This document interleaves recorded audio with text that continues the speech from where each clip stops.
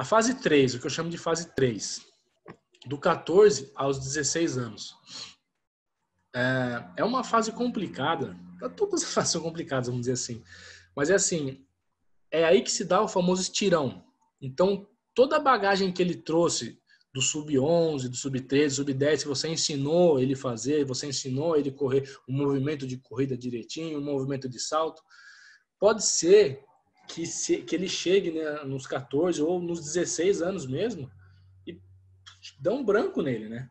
Porque, de repente, ele começa a crescer, principalmente a parte do goleiro, que eles geralmente são mais altos, então eles crescem mais, e aí eles perdem a noção do tamanho deles, do tamanho do pé, do tamanho da perna, do tamanho do braço, do tamanho da mão. Então, assim, a gente tem que voltar a ter um pouquinho mais de paciência com eles, e às vezes, eu já tive goleiro que teve que tirar ele com 16 anos, tá?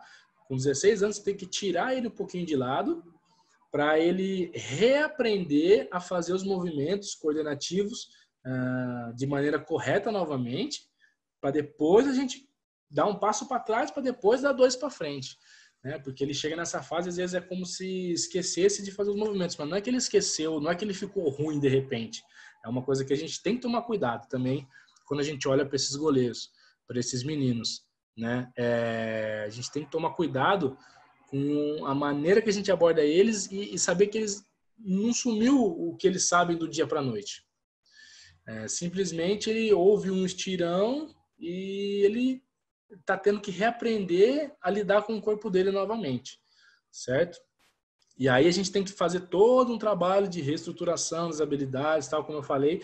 A gente às vezes, né, não é vergonha e também não é perda de treino se a gente tirar ele dos treinos um pouco mais complexos. Ainda assim há uma diferenciação nos níveis que eles vão estar de maturação e vai estar um pouquinho, às vezes vai estar uma diferença de maturação e um vai conseguir fazer o movimento e o outro não vai. Um é mais alto e cresceu, o outro é mais baixo e não cresceu. Então ele vai conseguir fazer as coisas mais rápido, vai pegar o movimento mais rápido, né?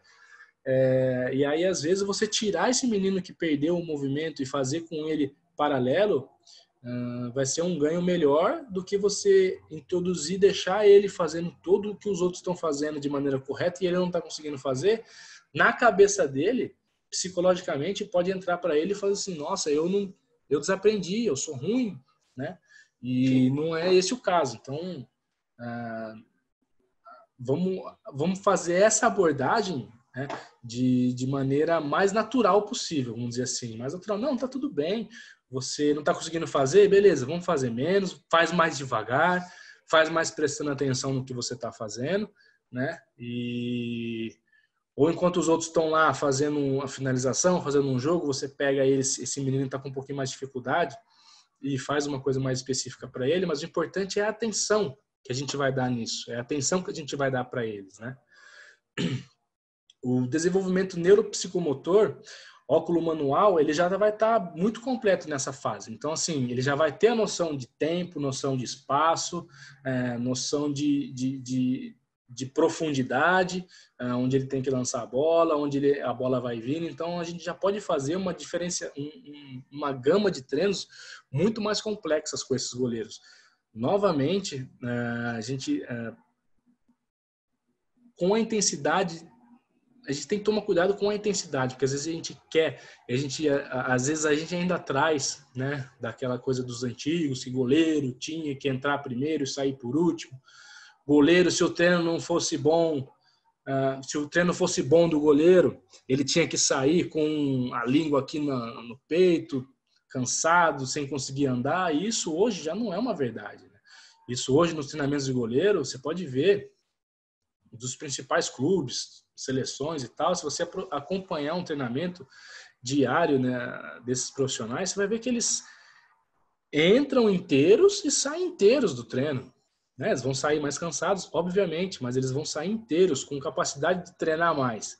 Esse é que é o ponto. Né?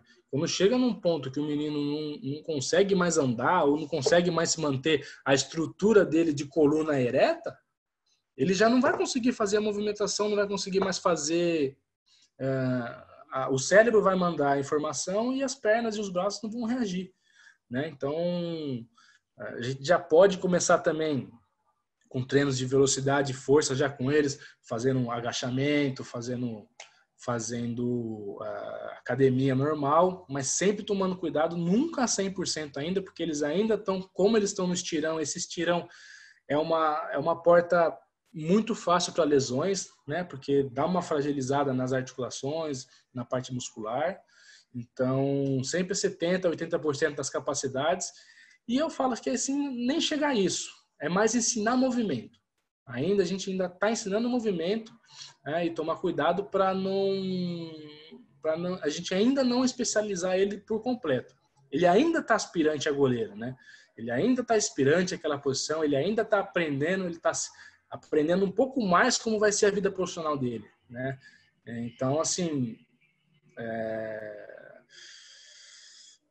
a cobrança que a gente tem neles, a gente já vai cobrar mais, os treinos vão ser muito mais específicos, os treinos vão ser muito mais voltados para a parte cognitiva também, né? A gente já pode colocar muitas situações para eles pensarem, muitas situações para eles tomarem decisão. Eu falo que quando eu vou dar o treino, por exemplo, eu sempre procuro deixar situações para os goleiros em que eles tenham que tomar decisões também, porque o jogo é isso, né? O jogo são várias tomadas de decisões e o goleiro tem que tomar uma decisão de acordo com uma decisão que outra pessoa tomou antes, né? Então, por exemplo, eu acho que coisinhas básicas, tipo, quando a gente chega para o treino, a gente fala assim, que canto do campo que a gente vai treinar? Muitas vezes, a maioria das vezes, eu deixo para eles escolherem. Eu falo assim, vocês é que vão cair.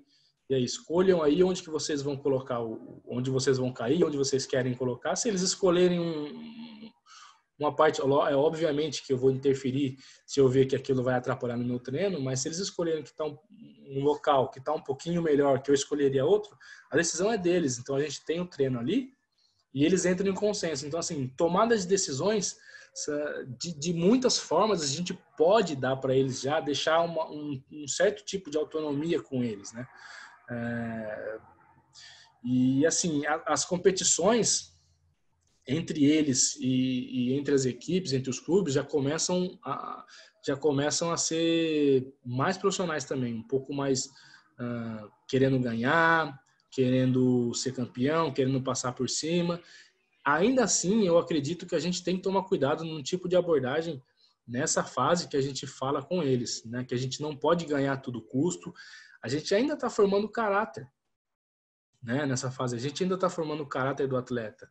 Então, colocar situações para ele que ele entenda que ele está competindo dentro do clube para ele poder jogar, né? Colocar para eles que a gente não pode fazer qualquer coisa a todo custo, passar por cima do amigo, fazer fofoca e tal, para poder ganhar uma posição. A gente tem que ganhar a posição porque a gente merece. E quando a gente está atrás e o outro está na frente, a gente saber o que a gente tem que fazer e ter a confiança e a gente conseguir ter essa confiança deles virem conversar com a gente e a gente conversar de maneira franca, sempre de maneira franca, né? Com os atletas, que ele vai ter confiança em você. Então, quando você der uma correção para ele, ele vai acreditar no que você está falando. Ele vai levar, ele pode até não acreditar na hora, mas ele vai levar para casa, ele vai pensar em algum momento, né? E ele vai, em algum momento, vai dar o start e ele vai conseguir levar isso para a vida, né? Então, assim, aí o que a gente fala de tipos de treino? A gente pode fazer todo tipo de treino com eles aqui, a gente já pode colocar saltos, né? Potência de chute que a gente também coloca 70%, 80%, né? Dos 16 anos, eu acho que a gente já pode colocar 100% de pressão na bola, quando a gente vai fazer um chute para eles, até porque, assim, 16 anos, muitos já completam o treino do profissional, então, quando eles estiverem lá em cima, eles não vão ter, vamos dizer assim, um respeito, mas não é o respeito que eu quero dizer. O atleta profissional lá, ele não vai pensar assim, não, esse menino é novo, eu não vou chutar nele. Não, eu vou chutar pro gol porque eu preciso fazer, eu preciso treinar, né? Então, Acho que a partir dos 16 anos a gente já consegue colocar potência já nos chutes para eles defenderem e tal. E o que eu gosto muito de colocar, e eu sempre coloco nos treinamentos com os atletas, é muita parte coordenativa, junto com a parte cognitiva. Aí, nessa fase 3, a gente já pode, né, eles já têm uma condição de ter esses dois tipos de treino juntos. Né? Eles vão estar prestando atenção no que eles vão fazer na parte física e eles vão prestar atenção no que eles têm que fazer na bola, na situação da bola. Então, sempre, vamos dizer assim, não, mas tentar colocar com eles situações em que eles, no meio de uma ação, eles tenham que tomar uma decisão, né?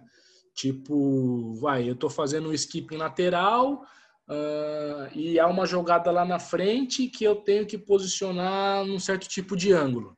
Então como a gente conseguiu fazer, vamos dizer assim, a fase 1 e a fase 2 de maneira boa, ele já vai ter a parte lateralizada de fazer o deslocamento lateral, de fazer o deslocamento skipping de frente, de fazer o deslocamento skipping lateral, já vai estar no código motor dele. Então, ele já vai saber fazer essa parte um pouco mais natural, vamos dizer assim. Então, ele já pode começar a prestar atenção em outra situação enquanto ele está fazendo aquelas, né? Porque, assim, a bola está andando de um lado para o outro na área, há jogadas que está vindo no meio e cruza para a lateral, está vindo na lateral e vem cruzando para o meio. Então, a gente está sempre tendo que fazer um deslocamento de acordo com a bola, pensar no que a gente vai fazer se houver uma jogada, por exemplo.